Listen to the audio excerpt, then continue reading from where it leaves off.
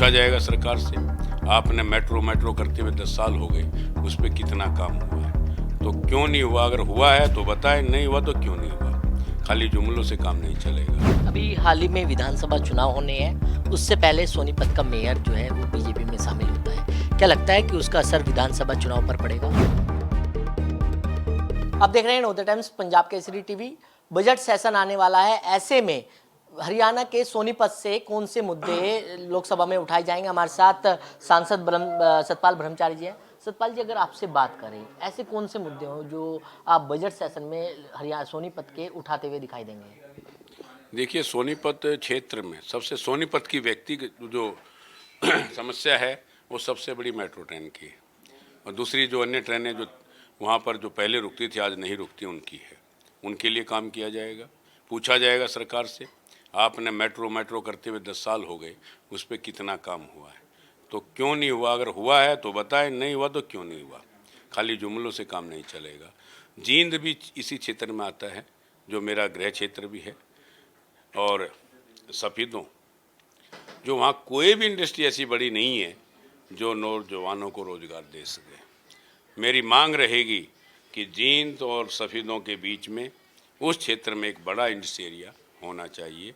मैं वो मांग भी करूँगा, अभी लोकसभा चलेगी जब, मेरा ये प्रश्न रहेगा और मेरी मांग रहेगी कि जींद पे जो पिछड़ापन लगा हुआ है उसको हटना चाहिए। ना बढ़िया शिक्षा भी जो थे 10 साल पहले कांग्रेस ने किया, इन्होंने कोई ऐसा शिक्षा का बड़ा काम नहीं किया। सोनीपत क्षेत्र में कोई ऐसा रोजगार का काम नहीं दिया जिससे वहाँ पे रोजगार चल सके। कोई ऐसा व्यापारिक प्रतिष्ठान वहाँ पर नहीं लाए। जो अनाज मंडियाँ थी उनको भी ख़त्म करने की ये बात करते हैं। अभी हाल ही में विधानसभा चुनाव होने हैं, उससे पहले सोनीपत का मेयर जो है वो बीजेपी में शामिल होता है। क्या लगता है कि उसका असर विधानसभा चुनाव पर पड़ेगा? वो तो भारतीय जनता पार्टी वालों से पूछना कितना बड़ा लीडर है। कांग्रेस ने उसका मान किया, कांग्रेस ने उनको मेयर बनाया, और कांग्रेस के जो विधायक हैं उन्होंने रात दिन एक करके मेयर बनाने में महत्वपूर्ण भूमिका दी। जो उनका नहीं हो पाया वो कांग्रेस का क्या होगा? लेकिन सर, अगर बात करें जिस तरीके से विधानसभा चुनाव है, कांग्रेस ने भी अपनी तैयारी शुरू कर दी है। आज से जनता मांगे हिसाब, सरकार मांगे हिसाब, वो आपने कैंपेन की शुरुआत की है। क्या लगता है कि इसका असर जो है हरियाणा की जनता पर पड़ पाएगा?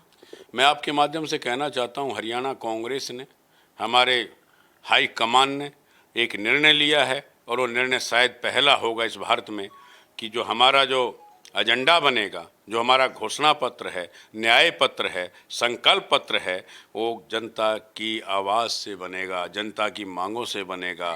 चाहे पिछड़ा वर्ग हो, हमारा अनुसूचित जाति के लोग हों, व्यापारी लोग हों, किसान लोग हों, मजदूर लोग हों, बेरोजगार शिक्षित लोग हों, उनसे पूछ करके गांव-गांव में हमारी गाड़ियां जाएंगी और लोगों से पूछेंगी आपकी क्या समस्या है, हमारा संकल्प पत्र कैसा बनना चाहिए, वो हरियाणा की जनता तय करेगी।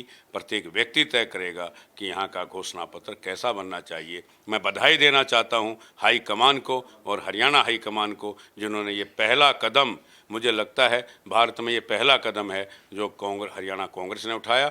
घर घर जाएंगे और घर घर जाके पूछेंगे कि आपकी क्या समस्या है, उसी को ये घोषणा पत्र में रखेंगे। मैं बधाई देना चाहता हूँ। कल सोनीपत में मीटिंग थी, ये तय हुआ, और हमारे प्रभारी जी से लेकर के विपक्ष के नेता माननीय श्री भूपेंद्र सिंह हुड्डा और तमाम कांग्रेस के नेता वहाँ इकट्ठे हुए थे। सबकी यही भावना है कि हम घर घर जाएं और उनकी समस्याओं से अवगत हों, और वही हमारा घोषणा पत्र बनेगा। मैं बधाई देना चाहता हूँ कांग्रेस हाईकमान को भी और हरियाणा हाईकमान को। तो बिल्कुल ये थे सांसद सतपाल ब्रह्मचारी, जिन्होंने खास बातचीत की। दिल्ली से कमल कुमार कंसल, नवोदय टाइम्स पंजाब केसरी टीवी।